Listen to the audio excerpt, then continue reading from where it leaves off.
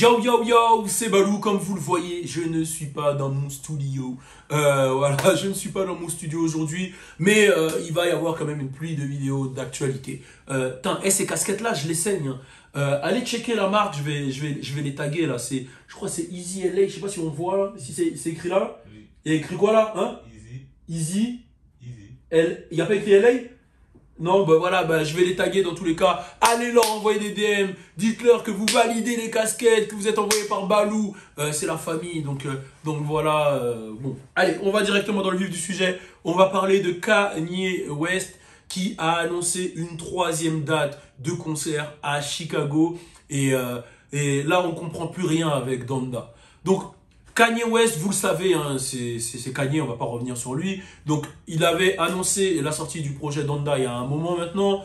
Il a fait 2 concerts au Mercedes Stadium à Atlanta. Des concerts qui sont devenus mythiques, hein, qui ont été les plus streamés sur Apple. Il a réussi à créer tout un engouement, tout un délire. Et c'était des concerts d'écoute d'albums. Et ça, c'est une première.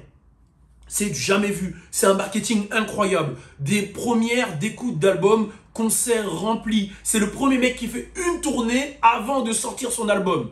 Donc, est-ce que là, il part dans un délire où il va faire ça dans toutes les villes? Là, il a annoncé qu'il allait le faire à Chicago. Est-ce qu'il part dans un délire où il va le faire dans toutes les villes?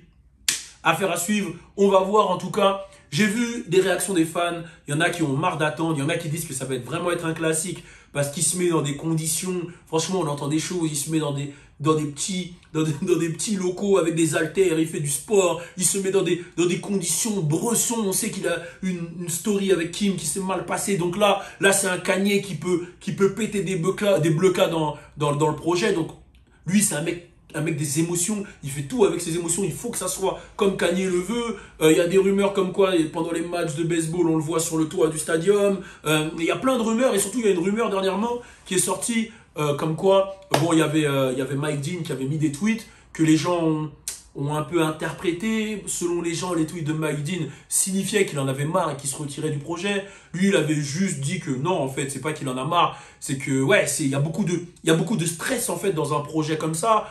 Je le rappelle que même pendant l'écoute, il envoyait des audios limite à Mike Dean pour lui dire de changer. On sait que c'est un mec qui est très très minutieux. Lui, un kick qui cogne pas comme il veut, c'est un peu comme Michael Jackson. Il va dire ah, il faut changer ça. C'est un mec qui a tout le temps des idées. Et j'imagine quand t'es un mec, et moi je le vis un peu, quand t'es un mec qui est hyper créatif. Bon, moi je suis hyper créatif, mais pas dans le même domaine. Lui, c'est un génie dans ce qu'il fait. Moi, j'ai toujours des idées que je veux créer, des concepts, des podcasts, des ceci. Si vous voyez mon bloc-notes, il n'y a que ça.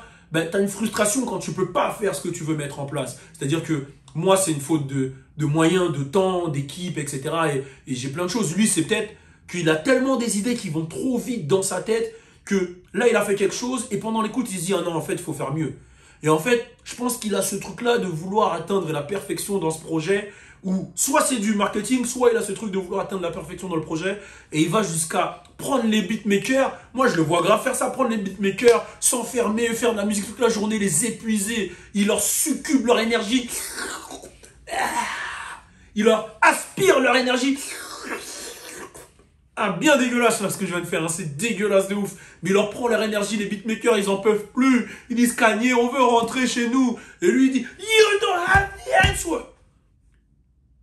Donda gotta be perfect. Lui, il me prend pour un fou. Non mais voilà, je le vois trop dans ce délire-là. Il a envie que ce projet soit parfait. Comme il a dit, lui quand il se compare à Disney. Pour lui, il veut être Disney. Lui, c'est ça. Quand il dit les noms des mecs qui se comparaient à l'époque, on le prenait pour un fou. Il disait, moi, je vais être comme Disney, je vais être ci, je vais être ça, je vais être milliardaire. On rigolait tous, Il l'a fait, il est devenu milliardaire. Yeezy, c'est l'une des marques qui vend, je vais pas dire qu'il vend le plus au monde, mais c'est l'une des marques les plus grosses dans cette culture. La collaboration avec Gap, elle a cartonné. Ses concerts, ils cartonnent. Il a réussi à avoir l'impact dans la pop culture, dans le hip-hop, dans le monde qu'il avait dit qu'il allait avoir. Il l'a fait. Donc, oui, c'est vrai qu'il a des coups de folie. On se souvient quand il a interrompu le discours de Taylor Swift. Il a dit « I'm gonna let you finish, but Beyoncé have the best video of all time !»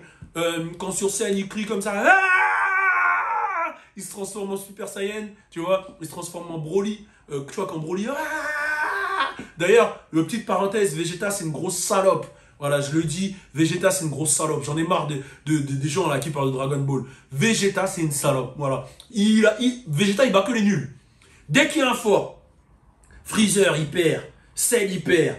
Boo, il perd. Il perd contre tout le monde. Il perd contre tout le monde, votre gars Vegeta. Et dans Dragon Ball GT, il avait une moustache. Vegeta, il fout l'aine. Quand il a vu Broly, il a fait « C'est le meilleur Saiyan. C'est le Saiyan légendaire. » Jusqu'à Piccolo lui a pris la tête. Il a dit, Vegeta, c'est une salope, les gars. Voilà, je le dis. Qu'est-ce qu'il y a? Voilà, Vegeta, c'est une salope. Qu'est-ce que vous allez faire? Qu'est-ce que vous allez faire? Ouais. Même Piccolo, il a plus de victoires que Vegeta. Vegeta, il gagne que contre les petits mecs que personne calcule. Bref, on revient dans le truc, Balou, revient dans le truc, tu pars en couille. Voilà, donc ouais, Kanye, pour moi, c'est un mec, voilà, il a fait des dingueries. Il a été sur scène, il a pleuré, il s'est proposé, il s'est présenté en tant que président, il était avec Trump, il faisait des designs d'avions pour Trump, il a eu des moments où il pète des câbles pendant des interviews, il a des moments où il a pété des câbles à l'époque où il avait tenu des discours bizarres sur l'esclavage. Franchement, il y a des trucs qui m'ont fait le détester et il y a des trucs qui m'ont fait l'aimer. Donc, ce mec-là, c'est vraiment...